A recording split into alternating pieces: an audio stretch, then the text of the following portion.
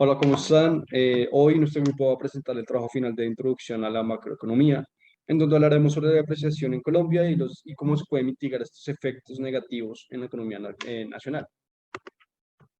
Pero antes que nada, tenemos que hablar sobre el contexto y el COVID-19.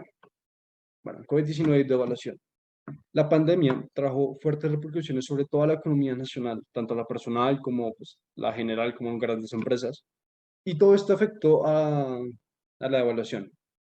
Dentro de las consecuencias del COVID está pues el desempleo, la reducción masiva de la demanda nacional y sobre todo el consumo, que pues todos son consecuencias de todo.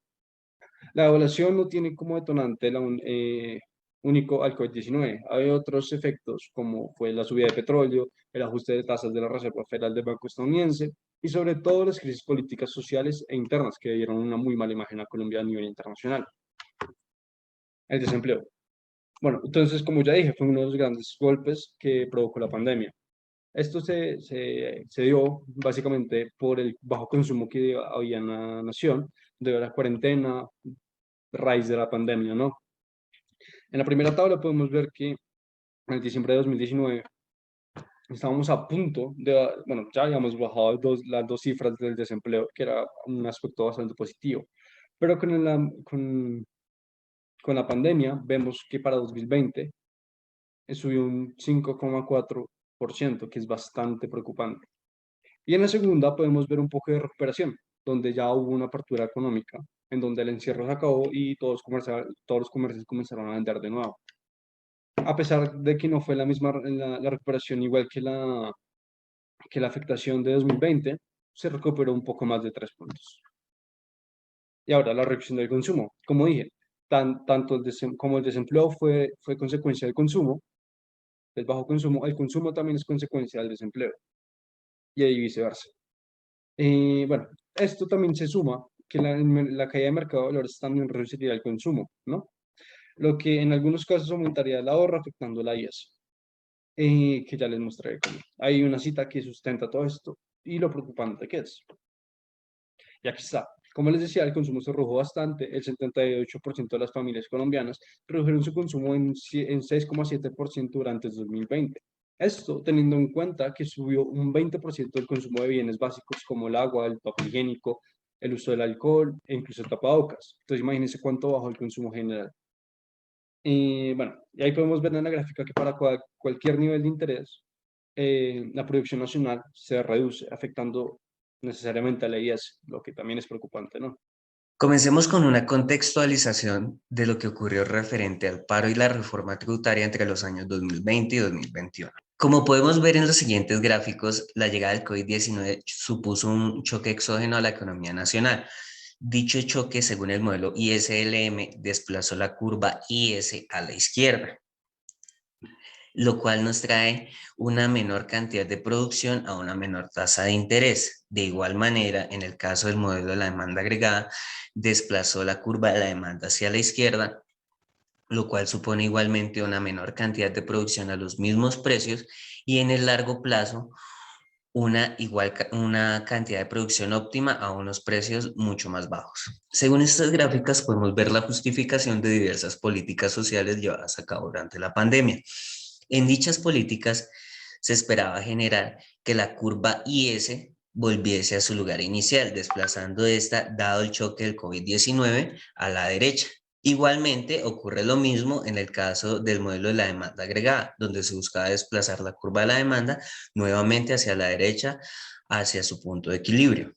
Según Razón Pública, podemos ver que dichas políticas se vieron justificadas debido a la alta desigualdad y a que si bien la pandemia iba a golpear a todos los colombianos, algunos sectores iban a verse mucho más perjudicados. Según el siguiente cuadro, podemos ver diversas políticas que se llevaron a cabo en muchas ciudades del país, como bien puede ser ayudas en especie, bonos canjeables, subsidios o transferencias monetarias. Como podemos ver en este artículo del Tiempo, dichas políticas igualmente suscitaron diversos casos de corrupción, donde por ejemplo en Córdoba se presentaron 460 casos sospechosos según la Contraloría. Según ese artículo de semana, logramos ver que si bien estas políticas fueron llevadas a cabo de la mejor manera, empezaron a pasar, a pasar cuenta tarde o temprano, donde, como bien relata el hoy entonces exministro de Hacienda Alberto Carrasquilla, Colombia tenía caja para 6 o 7 semanas apenas, si continuaba con ese gasto desmesurado.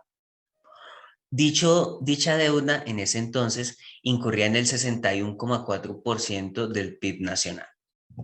Dado este déficit fiscal, Alberto Carrasquilla impulsó una reforma tributaria. Dicha reforma tributaria se vio truncada debido a diversas declaraciones por el entonces exministro, donde aseguraba que una canasta de huevos costaba 1.800 pesos. Dicha declaración suscitó aún más descontento en la población colombiana. La protesta colombiana se puede resumir en primer lugar, debido al descontento social por la corrupción durante la pandemia, las declaraciones de altos funcionarios como el hoy entonces exministro de Hacienda Alberto Carrasquilla y a la represividad por parte de la institución policíaca, donde en diversas protestas hacían un uso excesivo de la fuerza. Igualmente logramos ver que la desconfianza en las instituciones nacionales creció por parte de la población colombiana. Hoy día los colombianos confían menos en sus instituciones, lo cual ha generado cierto recelo por parte de la propia población a sus mandatarios y a las instituciones que en teoría deberían ser las que más confianza deberían brindarle a su población.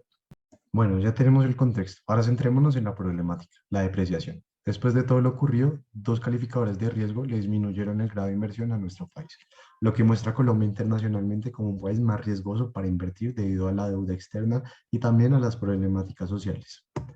Analicemos esto desde el modelo Fleming, además agregándole a este modelo la prima de riesgo, la cual es examina para ver sus variaciones en la economía. Bueno, entonces, aumenta el riesgo en Colombia. ¿Qué se hace? Que aumenta esa prima de riesgo que afecta directamente a la tasa de interés mundial. Entonces, lo que vemos es que la inversión se reduciría, causando un movimiento de la IS hacia la izquierda y la LM, por el mismo aumento en la tasa de interés, le pide a Y que crezca para satisfacer el equilibrio de la ecuación.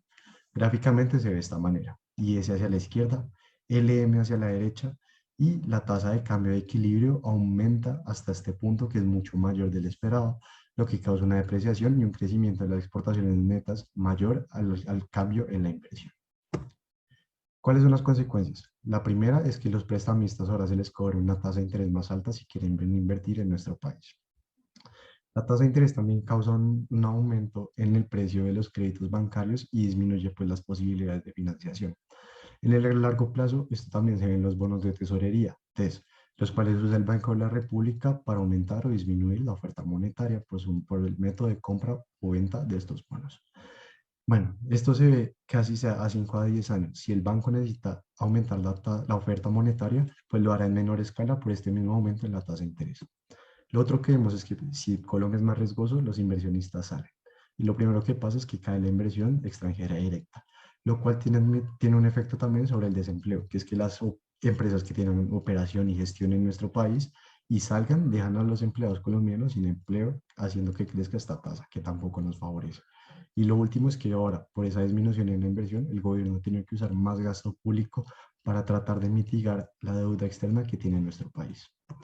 ¿Cuál es nuestra propuesta de solución? Lo primero a tener en cuenta es que ya el grado de inversión cayó y no sabemos cuándo vuelva a subir. Entonces la depreciación en la tasa de cambio es inevitable. Proponemos una política transitiva que se vea que los efectos no van a ser inmediatos y generen tanta incertidumbre en nuestro país. ¿Cómo logramos esto?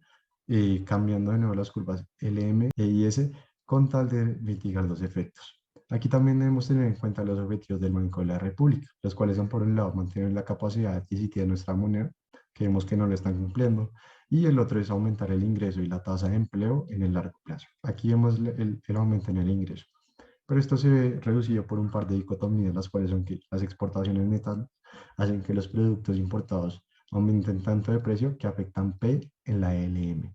Entonces disminuyen los saldos monetarios reales y hace que la LM se desplace hacia la izquierda. El otro caso es que los consumidores quieren más liquidez, entonces la demanda por saldos monetarios reales también hace que la LM se desplace hacia la izquierda. Nuestras propuestas por el lado de la política fiscal son: Una de las consecuencias que ya hablamos, que es aumentar el gasto público por parte del gobierno, y otra sería reducir los impuestos para así favorecer el consumo y que ambas mitiguen ese cambio en la inversión. Lo otro que tenemos es dentro de la política monetaria, que le pide al Banco de la República disminuir la oferta monetaria para que los saldos monetarios reales sean menores y la LM se desplace hacia la izquierda. Nos quedaríamos con la resolución de la política monetaria debido a que la temporalidad para la toma de decisiones es mucho menor en el Banco de la República que en el gobierno de este país. ¿Quiénes son estas 12 personas? Son 2 entrevistados de los cuales hablamos tanto del gobierno como de la depreciación. La respuesta más común es que sí, la depreciación los afecta, pero no saben de dónde es la causa. No tienen conocimiento sobre la relación entre la deuda externa, lo que pasó, y la depreciación. Lo que pasó también es que la mayoría de administradores nos hablaron que sus insumos van a ser más costosos, que ese es el efecto para ellos. Y para los consumidores, lo que dicen es que pues lo que compran ahora va a ser mucho más caro. Como conclusiones, tenemos que la relación y consecuencias de los distintos eventos causales llevaron a la depreciación.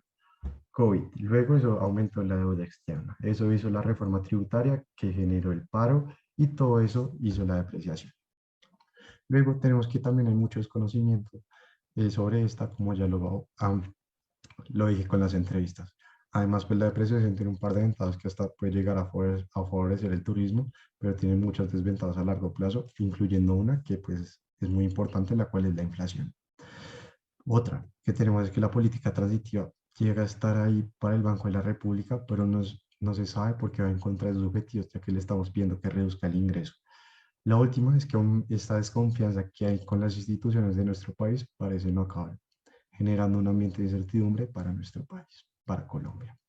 Con esto queremos terminar y les damos gracias por su atención. La última petición es que si quieren ahondar más en las entrevistas, les pedimos que revisen el video de YouTube de nuestras referencias. Gracias.